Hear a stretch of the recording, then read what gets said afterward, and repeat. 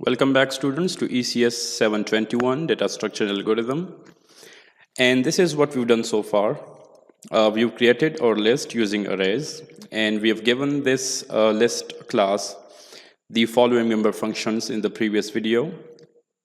We created a list. We have given it an add member function, which is going to add a value to the list. The second member function was print list, which is going to print the list on screen in a decent format.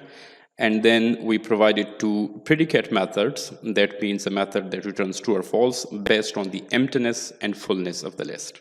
And today, we are going to talk about some more member functions that we would like to add to our list object or class. The first of these is the search. We want to find a value in the list. So how are we going to do that? We'll see shortly.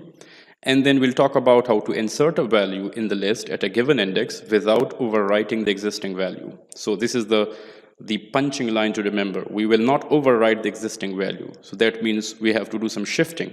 And then we'll remove an element from the list. The client code has to provide a value that we have to remove. We'll first find the value in the list. If it exists, then we'll remove it. Again, remove will also require shifting that we are going to see in details. And then finally, the last three member functions, which are very important. Replace is going to replace a value in the list with a new value. And the get size is a small utility function which at any given point can return the size of the list. That means the currently number of elements stored in the list. And finally, the important concept of memory deallocation. That means we are using the dynamic array in our list implementation. So once we are done with the code, we have used our object, or someone has used our class in their code, then we have to deallocate that chunk of memory from the heap using the destructor. So we'll implement our destructor for the list class. So let's dive into the lecture now.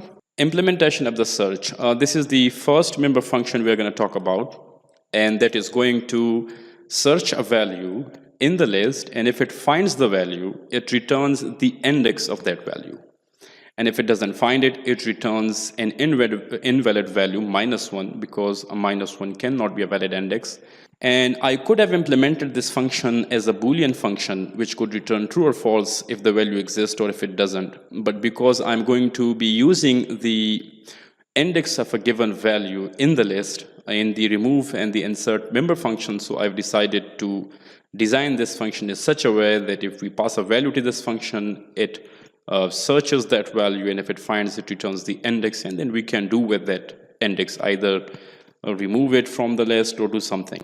The algorithm is straightforward. The first step of this algorithm is going to be get the first value from the list, compare it with the value we are searching, and if it matches, then return the index of that value. And if the values don't match, then in this case we are going to keep getting the second value, the third, and the fourth. And if we reach the end of the list and we do not find the value, we return -1, which is not a valid index, indicating that the value does not exist in the list. So let's go to the next slide. And this is how I've implemented the search member functions. So the return type is int, because we are going to return an integer which will be representing the index of the value. If it is found or if it is not found, it's going to return -1. And in the body of the for loop, we are traversing the list, starting from the first index, which is 0, getting the value at index 0, comparing it with the value we are looking for, and if it finds, it returns the index of that value. And we'll keep doing it, and if no match is found and we reach the end of the list, we are going to return -1, indicating that the value does not exist in the list. The implementation of the insert is very interesting, and the interesting part is based on shifting we'll look at. So the signature of the member function, look as you can see on screen, the return type for this member function is going to be void because it doesn't return anything. And I've given it the name insert8, and it takes two arguments. The first argument is the value we want to insert, and the second argument will be the index at which to be inserted that value. So the algorithm is that we have to find the index at which to insert and then start shifting element from the second last element of the array. This is an important concept that will get clear in a moment when we simulate this process using graphical array. So we'll keep shifting until we reach the index. Once we find the index, and then we have to insert that value at that index. But the key point here to remember is that we do not want to overwrite an existing value. For that, we have designed another function called replace that we are going to look at the end of the presentation.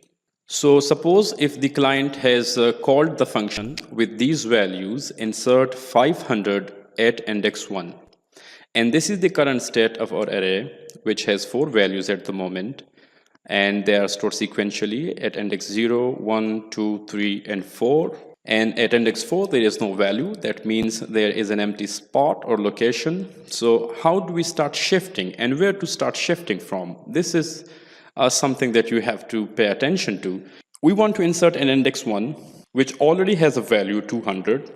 If we insert the value at index 1, it's going to override the existing value of 200. That's what we don't want. So what to do then? So we will shift the element 200. So if we start shifting from here and we shift 200 to the second index, it's going to overwrite another value, that is 300.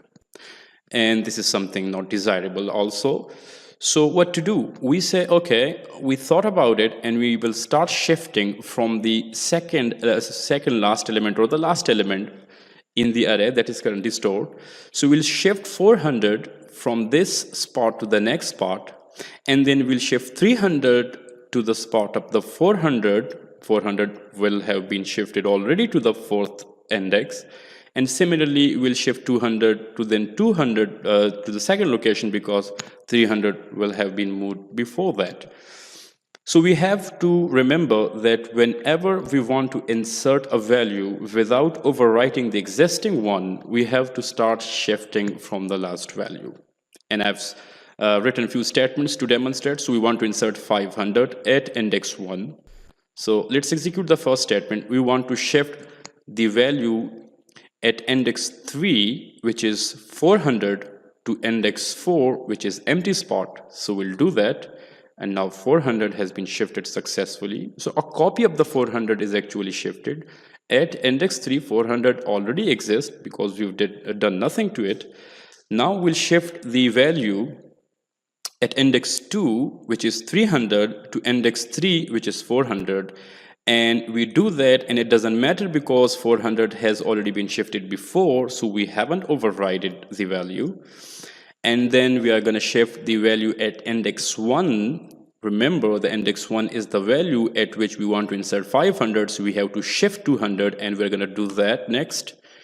And now we can insert 500 because it doesn't affect any value in the existing list.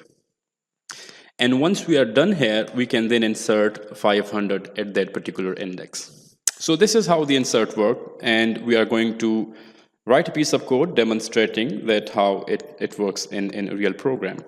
And this is the implementation of the insert. So insert is going to take 2 values, the integer value that we want to insert and the index at which to insert.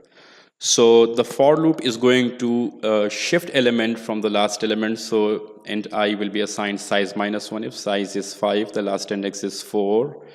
And then we will keep shifting elements until we reach the index. If the value of the I is greater than index, we stop, because we say I will be assigned the value I -1. So if I is 2, the value at index 1 will be assigned. If I is 3, the value at index 2 will be assigned, because ith location gets the value of ith -1.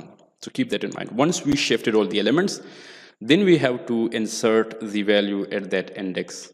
Now let's take a look at the implementation of remove. The signature of the remove is quite similar to that of the insert, and the return type is void. That means this function does not return any value. The name of the function is remove, and it takes a single value. Right? So the client has to call this function with a value that he or she wants to remove from the list. Then we have to first find that value. That does it exist in the list? So if it exists, only then can we remove the value. But if it does not exist, how can we remove that value? So we've already defined the find or the search member function. We are going to use that member function in the implementation of this remove.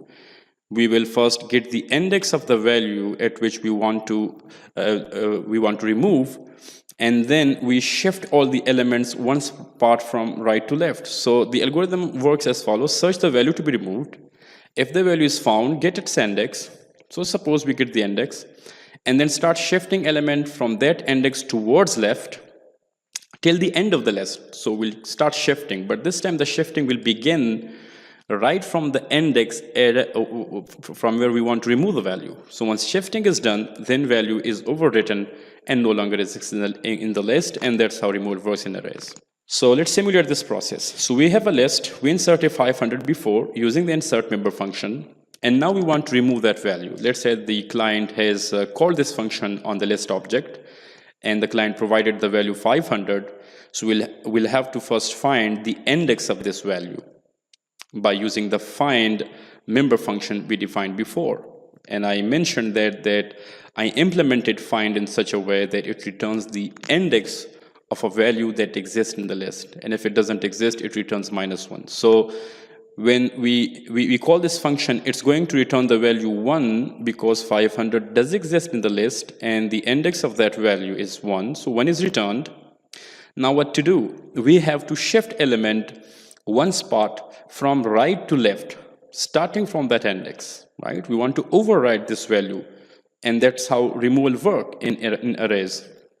So we'll call this first statement, which means shift the value at index 2, which is 200, to a list at index 1. So we'll do that, and 200 has been shifted. 500 no longer exists, remember. This is what we want to do. And then shift the value at index 3 to the index 2. So 300 will be shifted to this particular spot. We'll do that also. And then shift the value at index 4 to index 3, which is the last value, and we will shift it, and now index 3 has the value 400. But we ended up with the problem that is that the last two indices have the same values. So the solution is simple. We have to put 0 at the last value because that value has been shifted to the previous index, and we'll do that. That's how removal worked, and let's see the implementation of the remove. So this is how it works. We'll call the find function on the value provided by the client, and then it's going to return an index. If we are storing that index in the index variable of type int, we have to check if the index is not -1, because if the find does not find the value, it returns -1. That means the value does not exist. So if it does not exist, how to remove that? But suppose it exists, and it does exist. In the previous slide, we can see that 500 was there. Yes, here you can see 500 is what index 1. So the call to this function will return index 1. 1 does not equal to -1. Yes, the condition is true.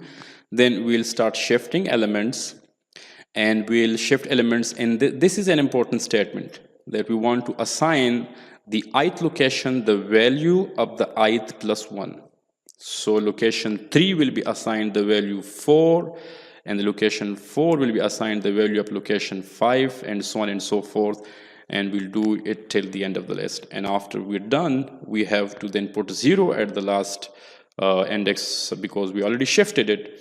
And then we have to reduce the size because we have removed an element from the list.